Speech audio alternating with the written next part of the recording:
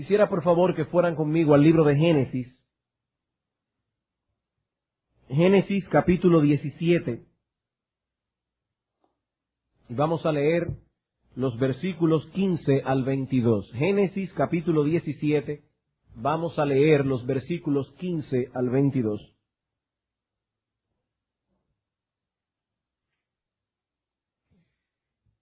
Dijo también Dios a Abraham: a Sarai tu mujer no la llamarás Sarai, mas Sara será su nombre.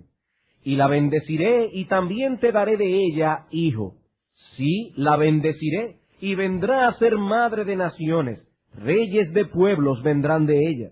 Entonces Abraham se postró sobre su rostro y se rió. Y dijo en su corazón: ¿a hombre de 100 años ha de nacer hijo? ¿Y Sara ya de 90 años ha de concebir? Y dijo Abraham a Dios: ojalá Ismael viva delante de ti. Respondió Dios: ciertamente Sara tu mujer te dará a luz un hijo, y llamarás su nombre Isaac, y confirmaré mi pacto con él como pacto perpetuo para sus descendientes después de él. Y en cuanto a Ismael, también te he oído. Y he aquí que le bendeciré, y le haré fructificar, y multiplicará mucho en gran manera. 12 príncipes engendrará, y haré de él una gran nación. Mas yo estableceré mi pacto con Isaac, el que Sara te dará a luz por este tiempo el año que viene. Y acabó de hablar con él, y subió Dios de estar con Abraham. Como ustedes recordarán, nos encontramos en este momento tratando con el tercer elemento de la metodología que como padre debemos emplear en la crianza de nuestros hijos. En la Escritura no solo se establece cuál es la meta que debemos tener nosotros los padres cristianos al criar a nuestros hijos, sino también cuál es la metodología que debemos emplear para alcanzar esa meta.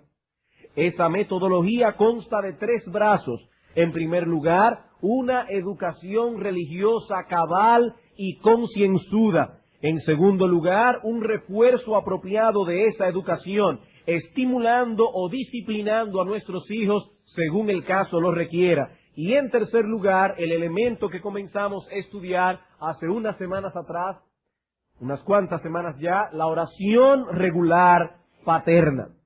Si de veras queremos educar a nuestros hijos en el temor de Dios, debemos orar por ellos.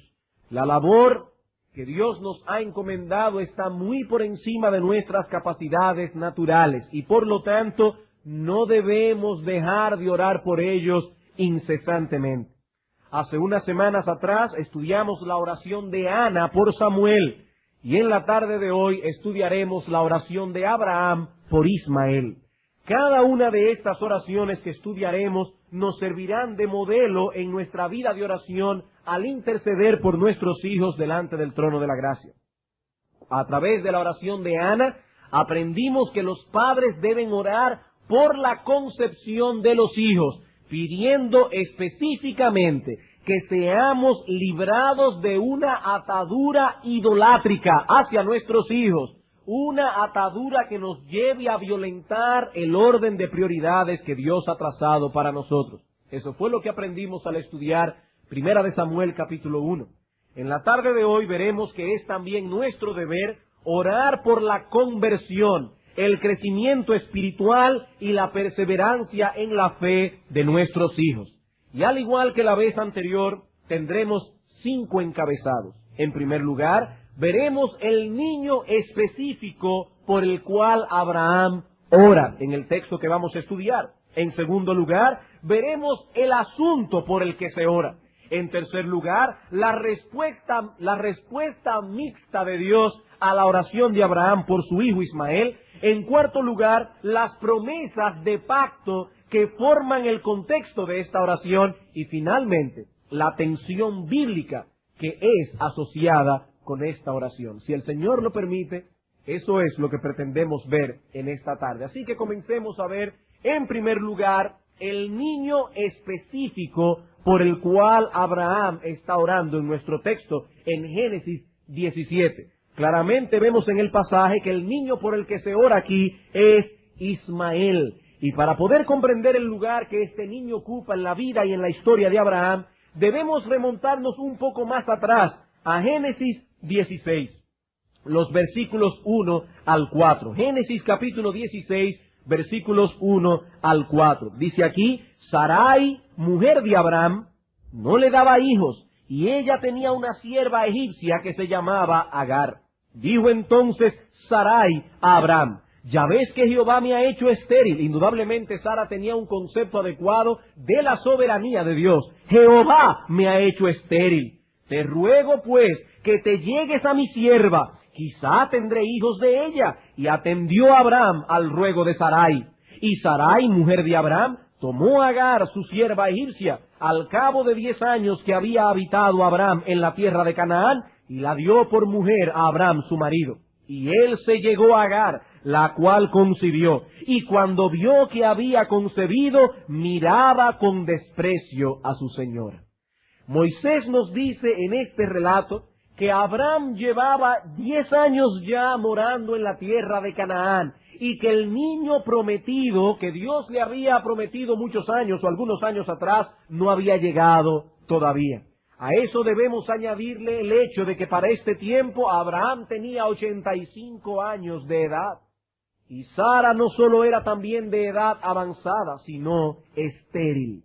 De manera que en medio de ese contexto, Sara o Sarai, porque todavía su nombre no había sido cambiado, Sarai se impacienta y comienza a cavilar en su mente cómo podrían ellos contribuir, ayudar, darle una mano a Dios para que la promesa pudiese cumplirse. Ahora, noten, hermanos y amigos, para que no juzguemos más duro de la cuenta a Sarai, que tanto Sara como Abraham creyeron en la promesa de Dios. Ambos tenían fe, pero era una fe defectuosa, no con respecto a la sustancia de la promesa, como dice Calvino, sino más bien con respecto a la metodología que debían emplear. Ambos creyeron que Dios les daría un hijo. Lo que aparentemente no estaban muy seguros era de la metodología que Dios habría de emplear para darles el hijo prometido. Sara tenía una sierva personal egipcia llamada Agar, y la costumbre de aquellos días era que en tales casos se permitía a la esposa conceder al esposo la sierva para que se case con ella. Agar no iba a ser concubina simplemente de Abraham, sería su esposa. Ese matrimonio daba a las siervas los derechos de una esposa, pero con menos rango social que la primera. Aclaro, no estoy diciendo que Dios permitiera tal cosa. Estamos diciendo que era la costumbre de las sociedades con las cuales Abraham y Sara tenían contacto. Y parece que Sara pensó que era una buena idea echar mano de esa costumbre y así poder ayudar a que la promesa se hiciera realidad. Comentando este pasaje, Matthew Henry dice, cuando nuestros corazones descansan demasiado en el consuelo que puede brindarnos cualquier criatura, fácilmente caemos en el uso de métodos indirectos para obtenerla. Los deseos desordenados producen generalmente conductas irregulares. Si nuestros deseos no son guardados en sumisión a la providencia de Dios, nuestra búsqueda difícilmente podrá ser guardada bajo las restricciones de sus preceptos. Hermanos, no importa que tengamos deseos, pero cuando esos deseos son desordenados, cuando esos deseos atrapan nuestro corazón, cuando esos deseos nos llevan a olvidar que Dios es soberano, que Él en su providencia será quien traerá o no traerá a luz esos deseos, entonces comenzaremos nosotros a buscar un atajo. Es interesante ver en este pasaje que estamos leyendo cómo se mezclan las virtudes y debilidades de sus protagonistas. Lo que Sara estaba sugiriendo indicaba una profunda autonegación de su parte. Ella estaba proponiendo a su esposo que se casara con otra con tal de obtener el hijo de la promesa. Pero esa autonegación era producto de la impaciencia, y la impaciencia usualmente produce decisiones insensatas. Hermanos, recuerden eso. La impaciencia produce usualmente decisiones insensatas. Abraham atiende al ruego de Sara y se casa con Agar. Y al llegar a este punto de la historia debemos también tener mucho cuidado al juzgar la actuación de Abraham. Lo que motivó a este hombre a seguir la desafortunada sugerencia de su esposa no fue un deseo lascivo. Abraham más bien fue arropado por la impaciencia de Sara. Pero el profeta Malaquías nos dice en Malaquías capítulo 2, versículo 15, refiriéndose a este suceso, que Abraham hizo lo que hizo porque buscaba una descendencia para Dios. No fue un deseo lascivo lo que lo llevó a unirse a Agar, la sierva de su esposa. Su gran error fue el haber empleado una metodología que no había sido expresamente ordenada por Dios. Durante un buen tiempo Abraham se mantuvo firme en su convicción de que Dios le daría un hijo. Pero ahora que han pasado 10 años y que le estaban sugiriendo otro camino para obtener la bendición, Abraham se deja llevar del entusiasmo. Y hermanos, muchas veces tenemos que reconocer que nosotros actuamos de la misma manera. El problema nuestro no está en creer en un momento dado, sino en seguir creyendo. No es creer en un momento, es seguir creyendo. Hay ciertas ocasiones en que nos vemos en medio de alguna dificultad y al principio estamos dispuestos a esperar que sea Dios quien alivie nuestras circunstancias. Claro que vamos a hacer uso de aquellas cosas que son nuestra responsabilidad, pero no nos vamos a salir del camino que Dios nos ha trazado. Creemos que haciendo nosotros nuestra parte, Dios será quien alivie nuestras circunstancias. Pero entonces el tiempo comienza a pasar, la paciencia comienza a agotarse y finalmente somos vencidos por la incredulidad. Eso fue lo que sucedió con Abraham en este momento. Abraham se llegó a la sierva de Sara, ésta concibió, y eso en vez de resolver el problema lo que hizo fue agravarlo. Muy rápidamente comenzaron a cosechar los frutos de la decisión insensata que habían tomado. Agar comenzó a tratar con desprecio a Sara, a tal punto que ésta no se limita a corregirla, como de hecho debía y podía hacerlo, ya que Agar seguía siendo su sierva a pesar de ser la esposa de Abraham, seguía siendo su sierva. Pero Sara comenzó a tratarla con severidad, con dureza. Agar no puede soportar más la situación, huye de la casa, pero en el camino se encuentra con el ángel de Jehová. Capítulo 16, versículos 7 al 12. Y la halló el ángel de Jehová junto a una fuente de agua en el desierto, junto a la fuente que está en el camino de Shur. Y le dijo, Agar, sierva de Sarai, ¿de dónde vienes tú y a dónde vas? Y ella respondió, huyo de delante de Sarai, mi señora. Y le dijo el ángel de Jehová, vuélvete a tu señora y ponte sumisa bajo su mano. Le dijo también el ángel de Jehová, multiplicaré tanto tu descendencia que no podrá ser contada a causa de la multitud. Además le dijo el ángel de Jehová, he aquí que has concebido, y darás a luz un hijo, y llamarás su nombre Ismael, porque Jehová ha oído tu aflicción. Y él será hombre fiero, su mano será contra todos, y la mano de todos contra él, y delante de todos sus hermanos habitará. Agar, siguiendo la orden del ángel de Jehová, vuelve a la casa y da a luz a su hijo. Versículo 15. Y Agar dio a luz un hijo a Abraham, y llamó a Abraham el nombre del hijo que le dio a Agar, Ismael. Era Abraham de edad de 86 años cuando Agar dio a luz a Ismael. Así que este niño nació en un contexto de tensión familiar muy fuerte, donde de manera directa él y su madre eran los causantes de esa tensión. Pero a pesar de todo eso, Abraham amaba a Ismael y deseaba tener con él una relación filial cercana. Ismael era el hijo que Abraham nunca tuvo. Pero ¿pueden ustedes imaginarse la tensión que esa relación estaba produciendo en ese hogar? Esa tensión desembocó finalmente en la expulsión de Ismael del hogar unos años más tarde, luego que Sara diera a luz a su hijo Isaac. Capítulo 21 de Génesis, versículos 8 al 11. Capítulo 21 de Génesis, versículos 8 al 11. Y creció el niño, hablando ahora de Isaac, y fue destetado, e hizo Abraham gran banquete el día que fue destetado Isaac. Y vio Sara que el hijo de Agar la egipcia, el cual ésta le había dado a luz a Abraham, se burlaba de su hijo Isaac.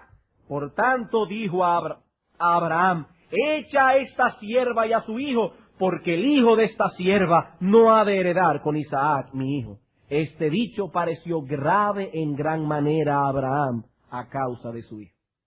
Hermanos, eso fue terrible para Abraham. A pesar de que ya él tenía a Isaac, él amaba a su hijo Ismael. Pero había ahora que decidir entre el hijo de la esclava o el hijo de su esposa. Y aquí Dios entra en la escena dando a Abraham una clara dirección de lo que él debía hacer. Y leyendo este pasaje esta semana, no pude dejar de pensar en la misericordia de Dios para con nosotros sus hijos. En ese momento Dios pudo decirle a Abraham, ¿ves el lío en que te metiste por no consultarme? Ahora te voy a dejar solo a ver cómo resuelves este problema. Pero Dios no hizo eso. Más bien tuvo compasión de Abraham en medio de su turbación y le dijo lo que debía hacer. Versículo 12 al 13. Entonces dijo Dios a Abraham, no te parezca grave a causa del muchacho y de tu sierva. En todo lo que te dijere Sara, oye su voz, porque en Isaac te será llamada descendencia, y también del hijo de la sierva haré una nación, porque es tu descendiente. Abraham obedeció a Dios y despidió a su hijo. Y en el capítulo 25 de Génesis encontramos la historia, el final de la historia de Ismael, versículos 12 al 18. Estos son los descendientes de Ismael, hijo de Abraham, a quien le dio a luz Agar, egipcia, sierva de Sara. Estos pues son los nombres de los hijos de Ismael, y comienza a nombrar allí, versículo 16, estos son los hijos de Ismael y estos sus nombres, por sus villas y por sus campamentos, 12 príncipes por sus familias. Y estos fueron los años de la vida de Ismael, 137 años, y exhaló el espíritu Ismael, y murió, y fue unido a su pueblo. Y habitaron desde Ávila hasta Shur, que está enfrente de Egipto, viniendo a Asiria, y murió en presencia de todos sus hermanos. Ismael no habitó en Canaán, sino en la tierra de Ávila, que los arqueólogos opinan que se trata de lo que hoy conocemos como Arabia. Así que de acuerdo al final de esta historia, Ismael vivió una larga vida. Dios lo cuidó y cumplió todas sus promesas respecto a él. Y no quisiera pasar por alto una pequeña frase que Moisés escribe acerca de Ismael en el versículo 17. Dice que Ismael exhaló el espíritu, murió y fue unido a su pueblo. Fue unido a su pueblo. Hermanos, ¿qué significa esa frase?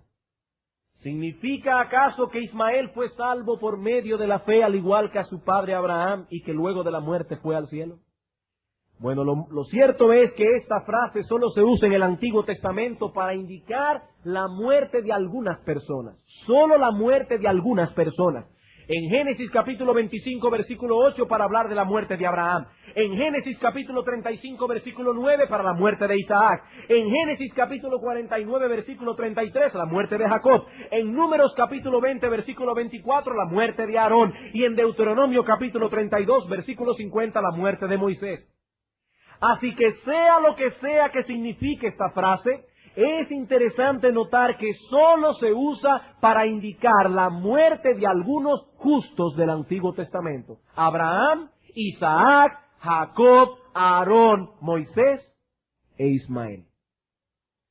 Calvino comenta al respecto que esta frase nos enseña primero que hay vida después de la vida. Él fue reunido a su pueblo después de la muerte. Y en segundo lugar, que de un modo u otro, luego de haber vivido nuestra vida aquí, somos reunidos allá con nuestro propio grupo. Luego de haber vivido aquí, somos reunidos allá con nuestro propio grupo. En otras palabras, el que vivió entre impíos aquí, será reunido con ese mismo grupo allá. El que se identificó y vivió con los santos aquí, vivirá con los santos allá. Cada cual será reunido a su pueblo. Aquellos con quienes vivimos aquí serán nuestros compañeros allá. De todos modos, aunque no podemos ser dogmáticos al respecto, esta frase puede significar que eventualmente Ismael fue salvo por medio de la fe, que murió y fue reunido con los santos de la antigua dispensación. Bien, habiendo visto a vuelo de pájaro la historia de Ismael, volvamos ahora a nuestro texto en Génesis capítulo 17. Ya hemos considerado el objeto de la oración de Abraham. Veamos ahora en segundo lugar la petición de Abraham por su hijo Ismael. La petición de Abraham por su hijo Ismael. Vamos a leer en el capítulo 17, versículos 16 al 18. Dice aquí: y la bendeciré, hablando de Sara, y también te daré de ella hijo. Sí, la bendeciré, y vendrá a ser madre de naciones, reyes de pueblos vendrán de ella. Entonces Abraham se postró sobre su rostro, y se rió, y dijo en su corazón: ¿a hombre de 100 años ha de nacer hijo? ¿Y Sara ya de 90 años ha de concebir? Y dijo Abraham a Dios, aquí está la oración: ojalá Ismael viva delante de ti. Hermanos, ¿qué es lo que Abraham está pidiendo por su hijo aquí? Bueno, algunos han visto estas palabras como un destello de duda de parte de Abraham de que Dios pudiera darle un hijo a través de Sara. Algunos entienden estas palabras como si Abraham estuviese diciendo: ¿y será cierto, Señor, que tú vas a hacer concebir a mi esposa? Oh no, Señor, prefiero que preserves la vida de Ismael, porque mejor es un pájaro en mano que 100 volando. Hermanos, esa no es la idea. Esa no es la idea. Abraham más bien recibió esta noticia con deleite. Dice la Escritura en el versículo 17 que Abraham se postró sobre su rostro y se rió.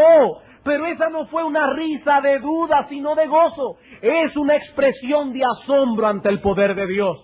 Y si alguien tiene dudas al respecto, el apóstol Pablo interpreta, inspirado por el Espíritu Santo, lo que pasó en el corazón de Abraham, en Romanos capítulo 4, versículos 18 al 22. Romanos capítulo 4, versículos 18 al 22. Dice aquí el apóstol Pablo: él creyó en esperanza contra esperanza, para llegar a ser padre de muchas gentes, conforme a lo que se le había dicho: así será tu descendencia. Y no se debilitó en la fe al considerar su cuerpo, que estaba ya como muerto, siendo de casi 100 años, es decir, que se está refiriendo a ese suceso específicamente. O considerar la esterilidad de la matriz de Sara. Tampoco dudó por incredulidad de la promesa de Dios, sino que se fortaleció en fe, dando gloria a Dios, plenamente convencido de que era también poderoso para hacer todo lo que le había prometido, por lo cual también su fe le fue contado por justicia. Abraham no dudó. Dice Pablo que él estaba plenamente convencido de que Dios era poderoso para hacer todo lo que le había prometido. A partir de ese momento, Abraham no albergaría dudas en su corazón de que Dios tenía poder para hacer que Sara, de 90 años y estéril, concibiera. Así que eso no es lo que significan esas palabras de Génesis 17-18. Pero Abraham estaba preocupado por el futuro de su hijo Ismael. Él lo amaba. Y se preguntaba qué sería de él ahora que Sara iba a dar a luz y que ese hijo sería el heredero de la promesa. Es esa preocupación lo que lo lleva a pedir: oh Dios, que Ismael viva delante de ti. Ahora que Abraham sabía que Ismael no era el hijo de la promesa, su principal preocupación es que él también obtenga el favor de Dios. Pero él no pide únicamente porque Dios preserve la vida de su hijo, sino porque esa vida sea vivida delante de Dios. En otras palabras, él estaba pidiendo no solo por la preservación física de Ismael, sino por su bienestar espiritual. Que Ismael viva delante de ti, oh Dios, que pueda vivir en tu presencia, que conduzca su vida delante de tus ojos. Para nosotros poder entender el significado de esta expresión, debemos situarnos en el contexto histórico en que Abraham vivió. En el período antiguo testamentario, antes de la llegada del Espíritu Santo en Pentecostés, La presencia especial de Dios estaba atada a ciertas localidades geográficas. Dios está en todo lugar. Eso era así en la época de Abraham, en la época antiguo testamentaria, lo mismo que ahora.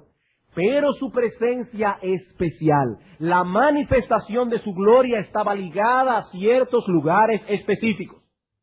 Así vemos, por ejemplo, en la vida de Caín, que parte de su castigo consistió en ser expulsado de la presencia del Señor. Dice en Génesis capítulo 4, versículo 16, salió pues Caín delante de Jehová y habitó en tierra de Nod. Ese cambio de localidad implicó también un apartamiento de la presencia especial de Dios. En la época de Abraham y en virtud del pacto que Dios hizo con él, esta presencia se asociaba con la tierra de Canaán, la tierra de la promesa.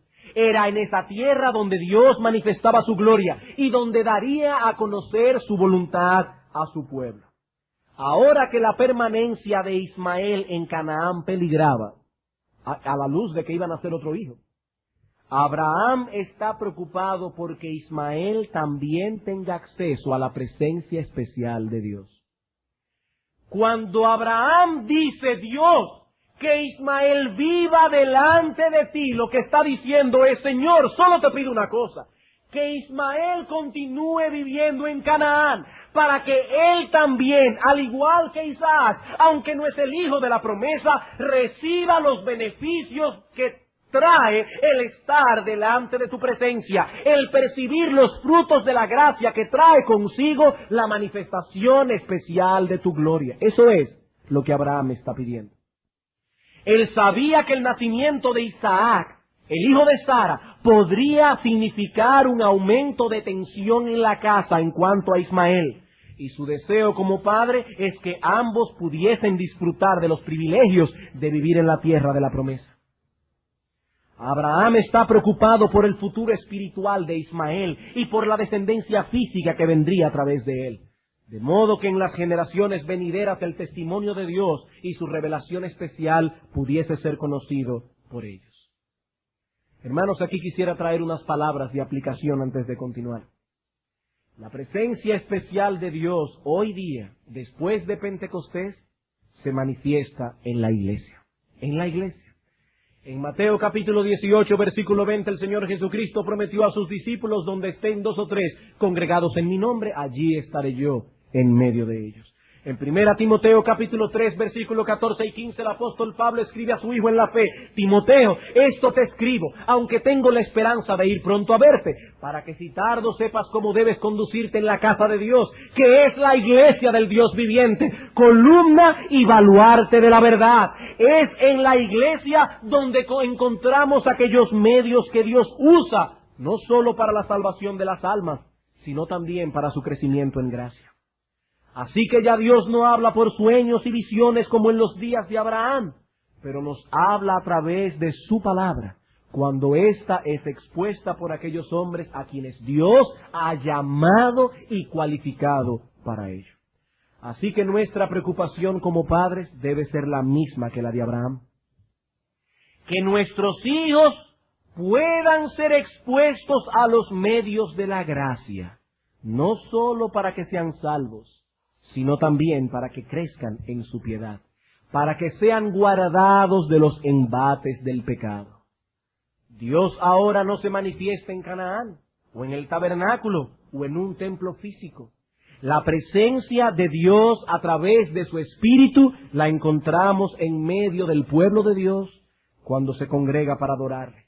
Allí ha prometido Él hacerse presente, y por lo tanto, todo padre piadoso debe hacer todo cuanto esté a su alcance, para que los hijos que viven bajo su techo sean traídos a disfrutar los beneficios que se adquieren en este contexto. Dios ha prometido hacerse presente en medio nuestro. ¿Y qué sabes tú, oh Padre, si uno de estos días, cuando tú estés aquí sentado en este lugar con tu hijo a tu lado, Dios se encuentre con él? Dios se encuentre con él. Es aquí donde ellos pueden escuchar la voz de Dios cuando su palabra es expuesta. ¿Escuchó Dios la oración de Abraham?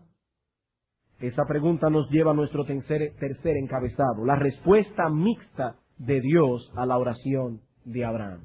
Recuerden, hermanos, ¿qué fue lo que Abraham pidió a Dios en oración por su hijo Ismael? Él deseaba que Ismael viviera en Canaán, a pesar de que no era el hijo de la promesa. ¿Para qué? Para que de ese modo pudiese ser beneficiado de las bendiciones que acompañan la presencia especial de Dios. Hermanos, no podemos perder de vista esto. Eso es lo que Abraham está pidiendo. Señor, que Ismael vive en Canaán. ¿Para qué? Para que viva delante de ti. Señor, para que se beneficie de los medios de gracia que acompañan la manifestación especial de tu gloria. ¿Respondió Dios esa oración? Sí y no. Fue una respuesta mixta. En primer lugar, Dios le confirma a Abraham las cláusulas originales de la promesa. Isaac sería la simiente con quien Dios entraría en pacto. Versículo 19. Respondió Dios, ciertamente, y hay una frase hebrea ahí sumamente difícil de traducir. Algunos traductores la traducen de esta manera: no, pero Sara, tu mujer. Como si lo primero que Dios hubiese dicho es no, pero Sara, tu mujer, te dará a luz un hijo, y llamarás su nombre Isaac, y confirmaré mi pacto con él como pacto perpetuo para sus descendientes después de él. Así que lo primero que hace Dios es decirle a Abraham, es con Isaac que yo voy a entrar en pacto. Y más adelante vemos que de los dos hijos que tuvo Isaac, Jacob y Esaú, Dios escogió a Jacob y desechó a Esaú. Ya Dios tenía estipulado quiénes serían los beneficiarios de su pacto, e Ismael no estaba incluido en ese grupo, no estaba incluido. Pero Dios tenía bendiciones también para Ismael, versículo 20. Y en cuanto a Ismael, también te he oído. He aquí que le bendeciré y le haré fructificar y multiplicar mucho en gran manera. 12 príncipes engendrará y haré de él una gran nación. Él está diciendo a Abraham, yo he escuchado tu oración con respecto a tu hijo Ismael, y porque es tu hijo, haré de él una gran nación. No voy a darle la bendición que me pides, de que Ismael vive en la tierra de la promesa. Eso no, pero lo bendeciré. Y vemos más adelante cómo Dios protegió la vida de Agar y de Ismael cuando fueron echados finalmente de la tierra de Canaán. Y en el capítulo 25 vemos la prosperidad de Ismael, así como también hasta la posibilidad de que haya depositado su fe en Dios y haya sido salvo. Así que Dios ciertamente bendijo a Ismael porque era hijo de Abraham, aunque no era el hijo de la promesa. Dios respondió la oración de Abraham por él. ¿Qué aprendemos de esto? Que no siempre se nos conceden las bendiciones específicas que pedimos por nuestros hijos. Pero debemos saber que muchas veces Dios los bendice porque son nuestros hijos y porque nosotros hemos orado por ellos.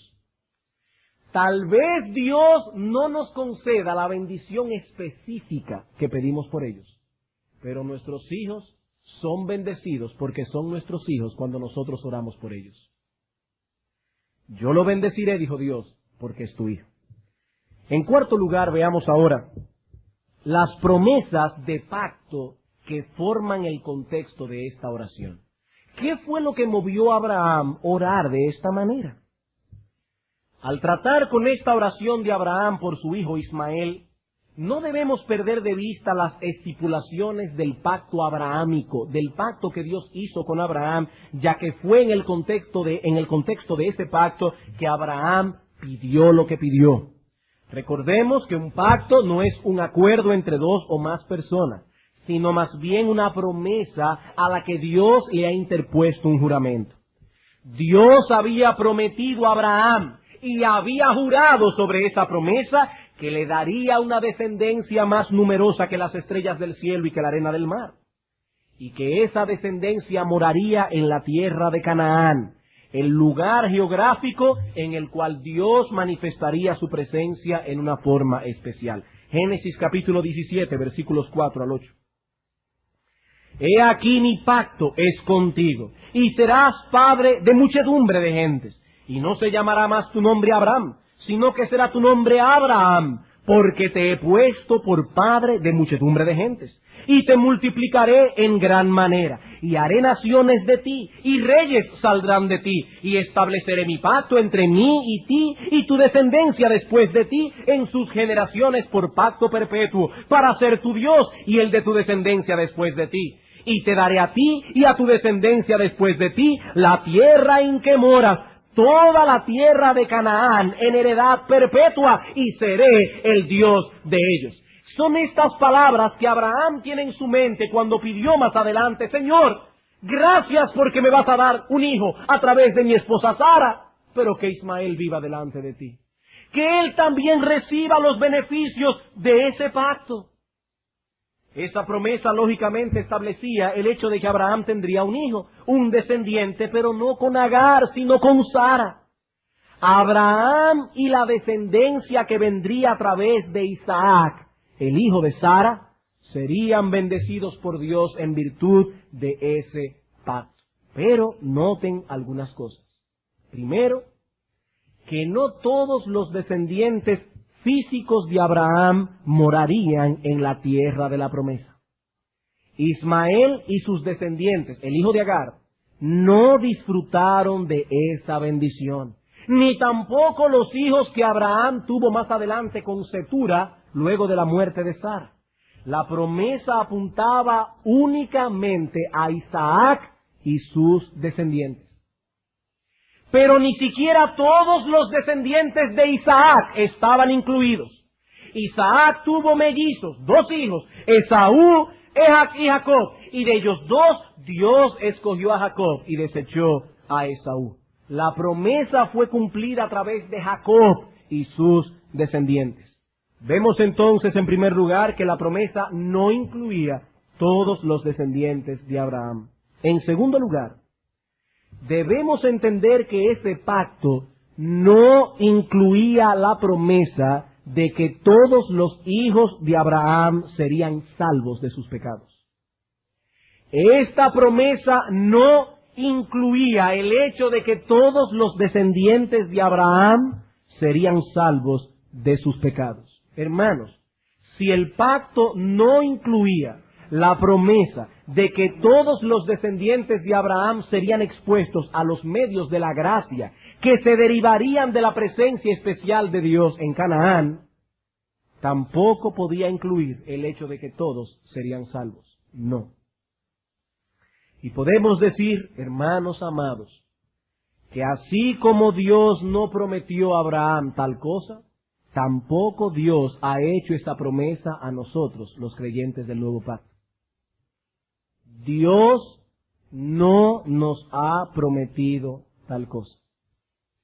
Ni siquiera estaba incluido en la promesa que Dios habría de bendecir a Abraham con la salvación de sus hijos si él ejercía una paternidad responsable y fiel. Ni siquiera así.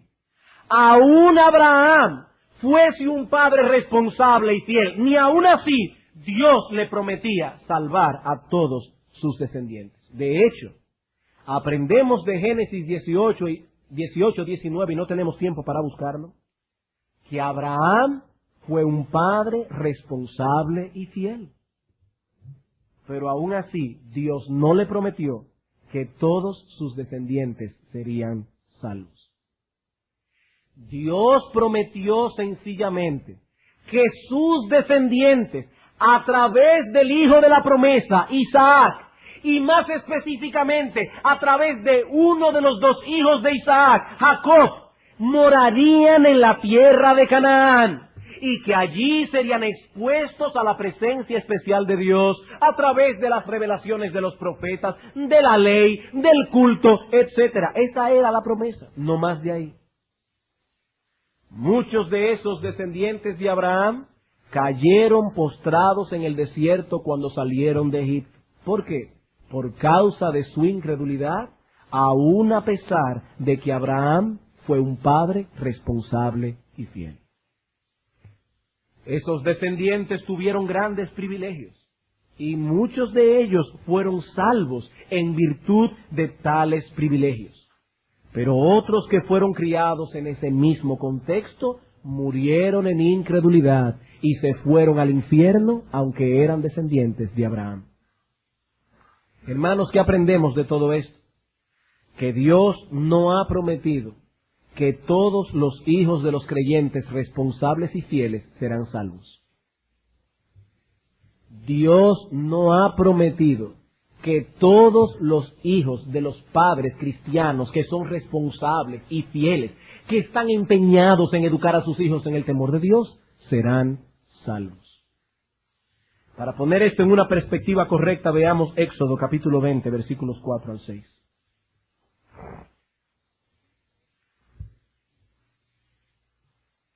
Éxodo capítulo 20, versículos 4 al 6.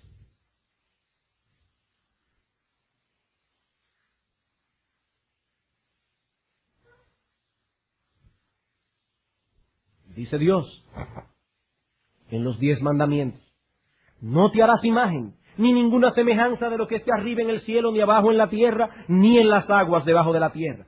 No te inclinarás a ellas, ni las honrarás, porque yo soy Jehová tu Dios, fuerte, celoso, que visito la maldad de los padres sobre los hijos hasta la tercera y cuarta generación de los que me aborrecen, y hago misericordia a millares, literalmente a millares de generaciones, probablemente, a los que me aman y guardan mis mandamientos. ¿Qué nos enseña este texto? Este texto nos enseña que la verdadera religión y la falsa ejercen una gran y poderosa influencia en las generaciones que aún no han nacido. ¿Quiénes son los que aborrecen a Dios? Los que adoran imágenes. Ese es obviamente el contexto. Es de las religiones idolátricas que se está hablando aquí, sin importar cuál sea la forma que asuma esa idolatría. Puede ser adorando a Baal, puede ser adorando a la Virgen de la Altagracia, cualquier forma que uses idolatría. Los idólatras aborrecen a Dios. Esa falsa religión tendría un impacto, dice Dios, una influencia corrupta que pasaría de generación en generación. Dice Dios: yo visito la maldad de los padres sobre los hijos hasta la tercera y cuarta generación de los que me aborrecen.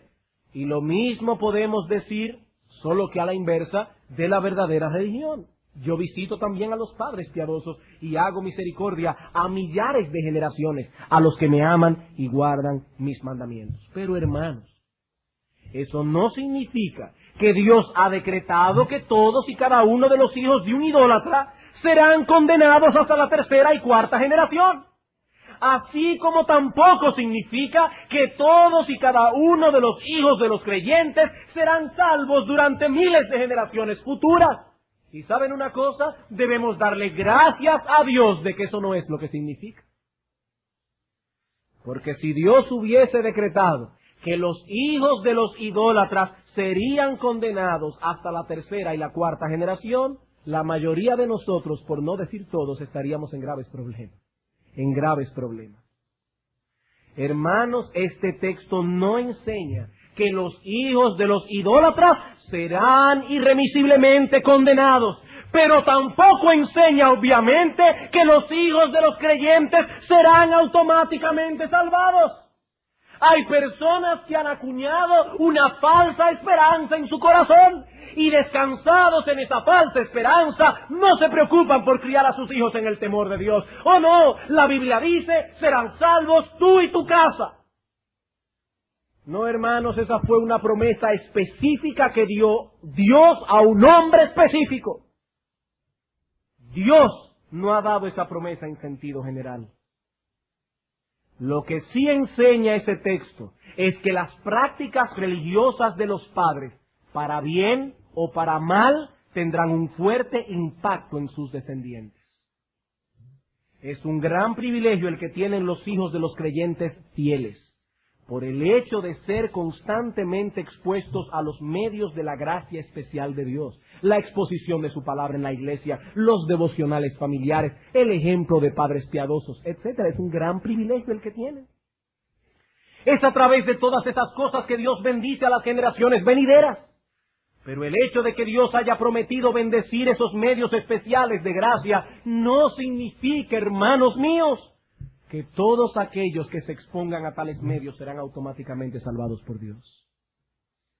Y muchos padres han sido cruelmente defraudados al confiar en promesas que Dios nunca ha dado. Vamos a ilustrar esto con dos ejemplos bíblicos. En las Escrituras vemos una íntima conexión entre la diligencia y la prosperidad. La mano diligente prospera, dice Proverbios. Así como también la Escritura conecta la santidad con la salud. En Proverbios 3, 7 y 8 dice Salomón: teme a Jehová, apártate del mal, porque será medicina a tu cuerpo y será refrigerio para tus huesos. Así que hay una conexión entre la prosperidad y la diligencia, y entre la santidad y la salud. Pero eso no significa que cuando un hombre no es próspero o rico es por su pecado, o por su falta de diligencia. O que si perdemos la salud es por falta de santidad, o porque hay pecados ocultos. Este fue el grave error que cometieron los amigos de Job. Ellos creían vivir en un mundo regido por reglas fijas. Pero lo cierto es que no vivimos en un mundo regido por reglas fijas, sino más bien por un Dios soberano. Dios ha prometido bendecir la fidelidad de los padres piadosos que exponen a sus hijos a los medios de su gracia especial. Y como regla general, nuestros hijos serán salvados en el contexto de nuestra fidelidad al exponerlos a tales medios de gracia, como regla general. Pero si eventualmente nuestros hijos llegan a ser adultos incrédulos y mueren en su incredulidad, eso no quiere decir necesariamente que fuimos infieles e irresponsables al aplicar la palabra de Dios en la crianza de ellos. Hermanos, no, eso no es lo que significa. Muchos padres fieles que han criado a sus hijos en el temor de Dios lo han visto morir en incredulidad. Y cuando estemos en el cielo con el cuerpos glorificados, amaremos tanto la justicia de Dios, que nosotros daremos nuestro sí de aprobación para que sean echados en el infierno por la dureza de sus corazones. Hermanos, hay que ser realistas. No podemos ampararnos en esperanzas falsas. No podemos ampararnos en promesas que Dios no ha dado. Y hay padres cristianos que no son cruelmente defraudados, sino que se van a la inversa. Ellos están tranquilos. Porque dicen: no, pero mis hijos son hijos de creyentes. Y la Biblia dice: serán salvos tú y tu casa. Y no se preocupan por criar a sus hijos en el temor de Dios. Finalmente, hermanos, veamos la tensión bíblica asociada con esta oración. La tensión bíblica asociada con esta oración. Romanos capítulo 10, versículo 1. Romanos capítulo 10, versículo 1. En Romanos capítulo 10 encontramos al apóstol Pablo orando por esos descendientes de Abraham. Así que este texto está conectado con el que estamos estudiando. Dice el apóstol Pablo en Romanos capítulo 10, versículo 1, hermanos, ciertamente el anhelo de mi corazón y mi oración a Dios por Israel, por esos descendientes de Abraham a través de Isaac, a través de Jacob, es para salvación. Este texto fue escrito en el contexto de fuertes declaraciones de parte del apóstol Pablo en el capítulo 9 de Romanos con respecto a la soberanía de Dios en la salvación de los pecadores. En Romanos capítulo 9, versículo 14 dice el apóstol: ¿qué pues diremos? ¿Que hay injusticia en Dios? En ninguna manera. Pues a Moisés dice: tendré misericordia del que yo tenga misericordia, y me compadeceré del que yo me compadezca. Así que no depende del que quiere, ni del que corre, sino de Dios, que tiene misericordia. Versículo 18. De manera que de quien quiere Dios tiene misericordia, y al que quiere endurecer, endurece. Es en ese contexto que Pablo dice: mi oración a Dios por Israel es para salvación. Pero hermano, si eso es así, ¿para qué orar por los inconversos? ¿Para qué orar por la salvación de nuestros hijos? Si ya Dios decretó tener misericordia del que Él quiera tener misericordia y endurecer al que Él quiere endurecer, ¿para qué orar? Hermanos amados, el razonamiento de Pablo fue precisamente a la inversa. Porque eso es así, dice Pablo, porque la salvación de los pecadores está en las manos de un Dios soberano, que tiene misericordia de quien quiere tener misericordia, y al que quiere endurecer, endurece. Por eso es que clamo a ese Dios que salve a los perdidos.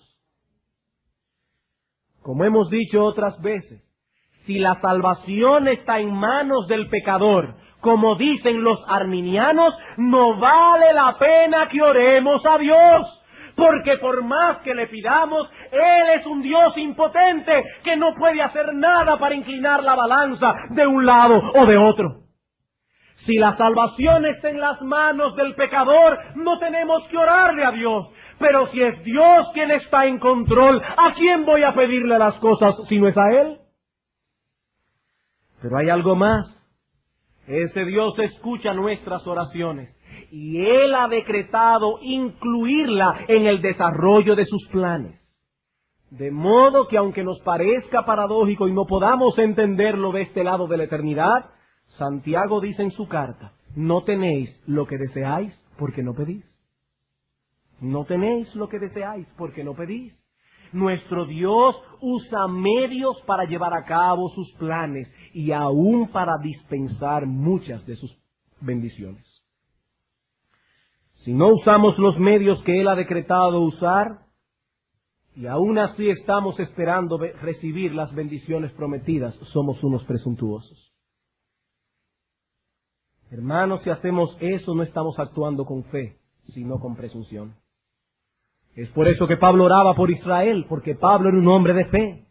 Y a pesar del endurecimiento que veía en los judíos, y que eran precisamente ellos quienes le perseguían con más saña, aún así, dice Pablo, hermanos, mi oración a Dios por Israel es para salvación.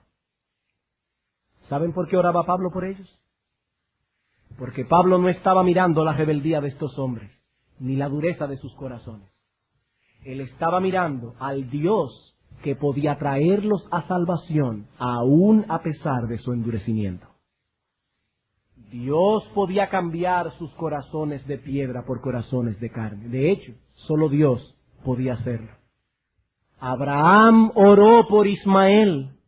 Pablo oró por Israel, porque supieron manejar esa tensión entre la soberanía de Dios y la responsabilidad humana. Hermanos, muy brevemente, porque el tiempo se nos ha ido, unas palabras de aplicación. Muy brevemente. Primero, debemos orar por cada uno de nuestros hijos. Por cada uno de nuestros hijos. No importa cuál haya sido la circunstancia de su concepción, o las tensiones que se generaron en el contexto del nacimiento de ese niño, como en el caso de Ismael. Debemos orar por la salvación de cada uno de ellos. En segundo lugar, debemos orar que Dios exponga a nuestros hijos y a los hijos de nuestros hijos a aquellos medios de su gracia especial que puedan traerlos a salvación. Pero no solo debemos orar, debemos esforzarnos por ser responsables y fieles en hacer uso de tales medios y orar a Dios que en ese contexto bendiga a nuestros hijos.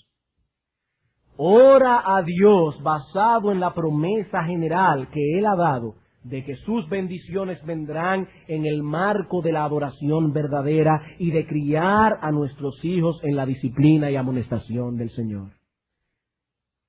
Por otro lado, cuidémonos de no albergar falsas esperanzas basados en promesas que Dios no ha dado. Hermanos, no descansemos en una confianza carnal y ocupémonos en criar a nuestros hijos en el temor de Dios. Pero también debemos cuidarnos de experimentar una culpa innecesaria producida por esas promesas falsas. Si después de empeñarnos en criar a nuestros hijos en el temor de Dios, llegan a ser adultos incrédulos, nuestra conciencia debe estar tranquila.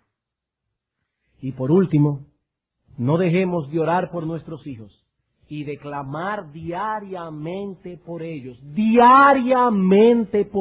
delante de Dios, que Él obre en sus corazones y los traiga a salvación. Hermano, nunca desesperes, que lo que es imposible para los hombres es posible para Dios. Y quién sabe, lo que Dios hará con nuestros hijos en respuesta a nuestras oraciones. Vamos a orar.